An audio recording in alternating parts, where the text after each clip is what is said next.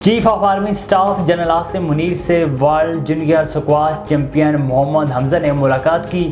پاک فوج کے شعبہ تعلقات عامہ کی جانب سے جاری اعلامیے کے مطابق آرمی چیف کی GHQ میں محمد حمزہ خان سے ملاقات ہوئی، جس میں سپہ سالار نے نوجوان چیمپئن کو ملک کے لیے اعزاز لانے کی شاندار کامیابی پر مبارکباد دی۔ چیف آف آرمی سٹاف نے کہا ہے کہ آپ جیسے باصلاحیت نوجوان ہم سب کے قابل فخر ہیں۔ آپ کی عظیم کامیابی اس قوم کی عظیم صلاحیت کو بھی اجاگر کرتی ہے۔ انہوں نے کہا ہے کہ فوج ملک میں ینگ ٹیلنٹ کی حمایت جاری رکھے گی اور انہیں تعلیمی حصول کے ساتھ کھیلوں میں مکمل تعاون فراہم کرنے کا وعدہ پوری کرتی رہے گی۔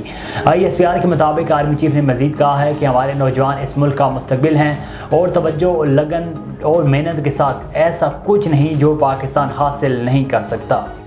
پاکستان اسٹریٹ چائلڈ فٹ بال ٹیم نے ناروے کپ کے فائنل میں رسائی حاصل کر لی۔ قومی ٹیم نے ایونٹ کے سیمی فائنل میں ناروے کے کلب بریمنز کو 2-0 سے ہرا کر فائنل کے لیے کوالیفائی کیا۔ پاکستان کی جانب سے پہلے ہاف میں عبدالوہاب نے پہلا گول کیا، جبکہ دوسرے ہاف میں عابد علی نے دوسرا گول کر کے ٹیم کی فتح میں اہم کردار ادا کیا۔ قومی ٹیم کی کامیابی پر ناروے میں مقیم پاکستانیوں نے کھلاڑیوں کے ساتھ جشن منایا۔ پاکستانی ٹیم نے سینڈ ویکن کلب کے خلاف 2-0 سے فتح حاصل کر کے سیمی فائنل کے لیے کوالیفائی کیا تھا۔ انگلش کرکٹ ٹیم کے کھلاڑی ایلیکس ہیلز نے انٹرنیشنل کرکٹ سے ریٹائرمنٹ کا اعلان کر دیا۔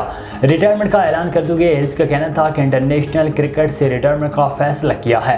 تینوں فارمیٹ کے 156ویں میچ میں ملک کی نمائندگی کرنا اعزاز کی بات ہے۔ دنیا بعد میں فرنچائز کرکٹ بدستور کھیلتا رہوں گا۔